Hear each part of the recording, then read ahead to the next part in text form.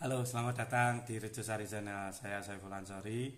Kita akan membahas terkait dengan pertanyaan. Ada pertanyaan yang eh, sempat menjadi perhatian kami. Tapi sebelumnya jangan lupa untuk di-subscribe Rejo Sari Channel supaya kami lebih siap, lebih semangat untuk memberikan informasi dan menjawab pertanyaan-pertanyaan dari teman-teman semua. Kita lanjut. Pertanyaannya adalah, apakah bisa dari BPJS Mandiri diubah menjadi KIS?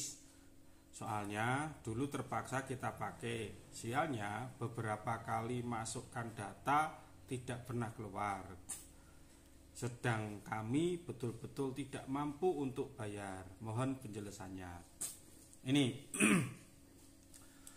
KIS Mandiri itu bisa dialihkan ke KIS PBI.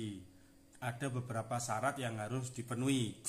Yang pertama, biasanya KIS Mandiri itu sudah tidak mampu untuk membayar. Ada beberapa tunggakan, misalnya sampai 2 tahun, 3 tahun seperti itu. Ini tanda-tandanya. Yang kedua, mandiri ke KIS PBI itu biasanya selain punya tunggakan, dia punya penyakit kronis yang tidak bisa disembuhkan. Artinya harapan untuk sembuh itu kecil, sehingga dia berobat secara rutin dalam setiap bulannya. Nah, seperti itu. Nah, ini yang kedua. Yang ketiga adalah bisa dialihkan ke KIS PBI itu di kuota kabupaten kota, di mana tempat tinggal teman-teman itu yang mengajukan itu masih ada kuotanya. Karena kuota setiap kabupaten ini kan berbeda-beda. Artinya berapa persen alokasi KIS PBI untuk kesejahteraan dari pemerintah daerah. Artinya bupati wali kota itu mengalokasikannya berapa persen. Kalau dalam tahun itu alokasinya kok sudah terpenuhi kuotanya, maka ya menjadi daftar tertunggu. Artinya dia masuk di KIS PBI tapi menunggu, bisa jadi di periode berikutnya, artinya di tahun berikutnya dibandingkan pada saat tahun ini.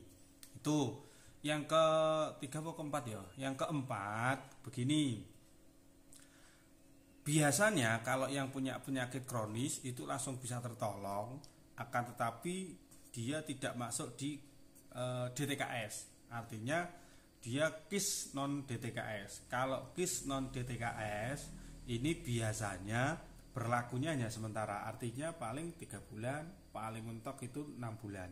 Itu masa berlaku dari KIS PBI non DTKS. Maka sebaiknya perubahan dari KIS Mandiri ke KIS PBI ini diikuti langkah untuk mendaftarkan DTKS terlebih dahulu di SIKNJ. Biasanya kalau di Kabupaten Wonogiri ini cukup di kantor desa kelurahan. Nah, belum tahu kalau di kabupaten lain kebijakannya seperti apa terkait cara memasukkan ID DTKS dari warga yang tidak mampu.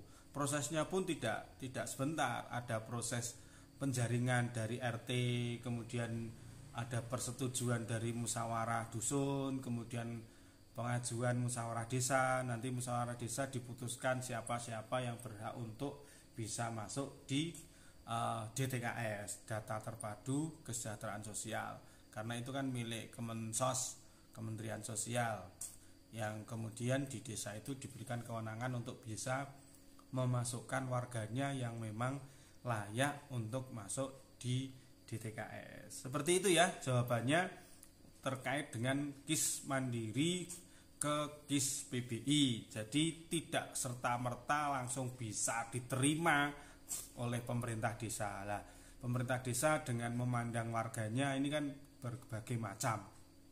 Ada yang ini memang layak, kemudian diusulkan ke KIS PBI.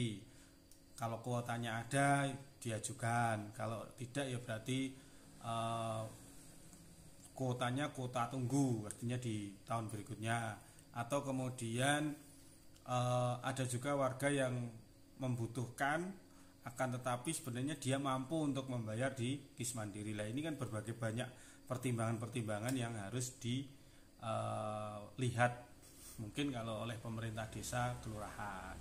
Seperti itu, semoga bisa membantu. Matur nuwun. Jangan lupa untuk subscribe Rejosari Channel supaya bisa lebih berkembang dan bersemangat kami dalam menjawab pertanyaan-pertanyaan dari teman-teman semua.